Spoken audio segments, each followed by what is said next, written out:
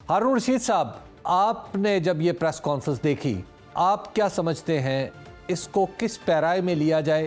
نہیں، سیاسی اثرات تو ظاہر ہوں گے ہی اور اس کا رد عمل بھی ہوگا، لیکن آپ دیکھ رہے ہیں کہ وہ خوش نہیں ہیں۔ آئی ایس آئی کے سربراہ میں انہیں ملا بھی ہوں اور میری رائے ان کے بارے میں بہت مثبت ہے، پڑھے لکھے آدمی ہیں، کمپوزڈ آدمی ہیں اور غیر ضروری جھگڑوں میں نہیں پڑتے۔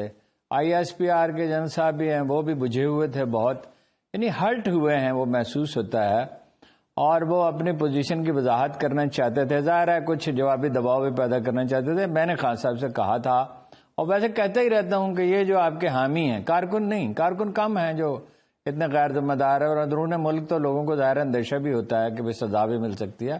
یہ سمندر پار پاکستانی جو ہیں، انہیں اور تو کہیں اظہار کا موقع نہیں ملتا، تو اظہار تو ویسے انہیں کرنا چاہیے، لیکن گالم گلوچ کا کیا مطلب ہے جی؟ اور الزام تراشی کا ہر آدمی جج بنا ہوا ہے، کوئی 10-12 لاکھ جج ہیں کہ فلاں نے یہ کیا، فلاں نے یہ کیا، معلوم ہی نہیں ہے وہاں ہوا کیا ہے۔ آپ کو معلوم نہیں ہے، آپ اخبار نویس ہیں، اور ہمیں معلوم نہیں ہے جو اس دن سے لگے ہوئے ہیں کھوج میں، اور جو ہم سے بہتر جانتے ہیں، پولیس افسروں سے پوچھا ہے، وہ کہتے ہیں کہ جی کیا کہہ سکتے ہیں، تفتیش ہونی چاہیے، اور وہ کہہ رہے ہیں فلاں نے کیا، فلاں نے کیا، رانا ثناء اللہ نے کیا، شہباز شریف نے کیا، فوج نے کیا، فلاں نے کیا۔ وہ بھائی آپ کو الہام ہوتا ہے لیکن ہارون صاحب یہ بات ہے، لیکن ہارون صاحب عوامی سطح پہ تو یہ گفتگو چلتی رہتی ہے، اور وہاں پہ ظاہر ہے لوگوں کے پاس کوئی مصدقہ اطلاع تو نہیں ہوتی، یہ کوئی رپورٹرز اور جرنلسٹ یا کوئی ذمہ دار لوگ تو کرنا کیوں ضروری ہے؟ یہ ایک وہ اقبال نے کہا آزادی افکار ہے ابلیس کی ایجاد، یہ ہے ابلیس کی ایجاد۔ میں تو کتنے عرصے سے کہہ رہا ہوں کہ بھئی اپنی آئیڈینٹی شو کر کے ساری دنیا کو یہ فیصلہ کرنا چاہیے، تمام اقوام کو، کہ اپنی شناخت تو ظاہر کرنا آ جائے کہ آدمی اپنی شناخت ہی ظاہر نہیں کرتا، یا وہ ایسی جگہ پہ ہے جہاں اس پہ قانون کا اطلاق ہی نہیں ہو سکتا۔ تو یہ وہ منع کرتے تھے قائد اعظم اپنے لوگوں کو غیر ذمہ دارانہ گفتگو سے، اور جواب ہی نہیں دیتے تھے۔ یہ دیکھیں نا، یہ سارے لوگ سب غیر ذمہ داری کے مرتکب ہیں، بغیر سوچے سمجھے ایسی گفتگو ذمہ دار لوگ کرتے ہیں، کسی ایک کی بات نہیں ہو رہی، ایسی گفتگو کرتے ہیں، ایک دوسرے کی تدفین چاہتے ہیں۔ بھائی آپ کے پاس ضابطہ اخلاق طے کرنے کے سوا کوئی چارہ نہیں ہے۔ جنگیں ہو رہی ہوتی تھیں اور ایک دوسرے کو فنا کرنے پہ درپے ہوتے تھے، توپیں چل رہی ہوتی تھی، پھر بھی مذاکرات ہوتے تھے۔ وہی تو تاریخ انسانی میں کوئی مثال ہی نہیں ہے۔ جب سے یہ انٹیلیجنس ایجنسیاں باقاعدہ بنی ہیں، MI6 تو آپ کو پتا ہے 200 سال سے سب کانٹیننٹ میں کام کر رہی ہے، اس سے پہلے سے وہاں کر رہی تھی، برطانیہ میں اور یورپ میں کر رہی تھی، اور ساری دنیا میں پھیلی ہوئی تھی۔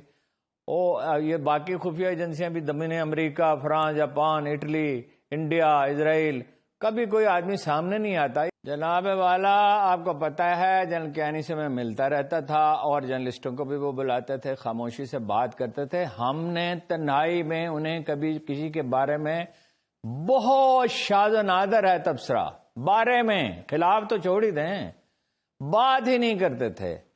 اور یہی ٹریڈیشن رہی ہے ہمیشہ۔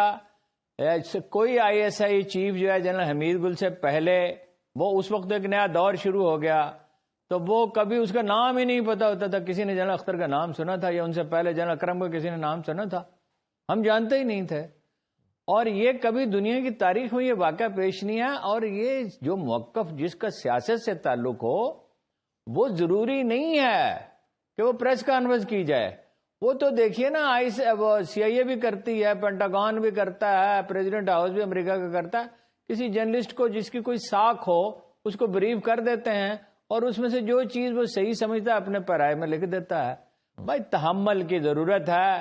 جب اتنا شور شرابہ ہو رہا ہو تو بات اس کی سنی جاتی ہے جو خاموش رہ سکتا ہو، اور نئے نقشہ گری تو کیا خاک کرے گا۔ یہ آپ دیکھیں گے چند دنوں کے بعد اور ایشوز آ جائیں گے، اور کوئی، میں آپ سے بار بار کہہ رہا ہوں، آپشن ہی کوئی نہیں ہے۔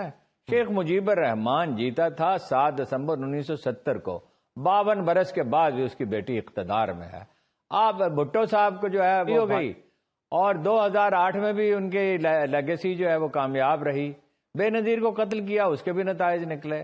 بر صغیر کی سیاست کا سبق یہ شیخ مجیب الرحمان، بندرا نائک ہے، اور جہاں واقعات ہوئے اندرا گاندھی، راجیو گاندھی، وہ تو اس سے تو الٹا اس کو قوت مل جاتی ہے۔ آپ مار ڈالیں یا تشدد کریں یا اس کے خلاف مہم چلائیں، لوگ جو ہیں وہ بغاوت پہ آمادہ ہیں، سسٹم کے خلاف۔ فوج کے کوئی نہیں خلاف، فوج سے لوگوں کا صرف ایک مطالبہ ہے کہ اس کو سیاست میں نہیں، پریکٹیکلی پالیٹکس میں نہیں ہونے چاہیے، اپنی ان پٹ دینی چاہیے جہاں ضروری ہے، خارجہ امور میں، دفاع میں تو ظاہر ہے وہ دے گی ہی، اور وہ سب کے محبوب ہونی چاہیے۔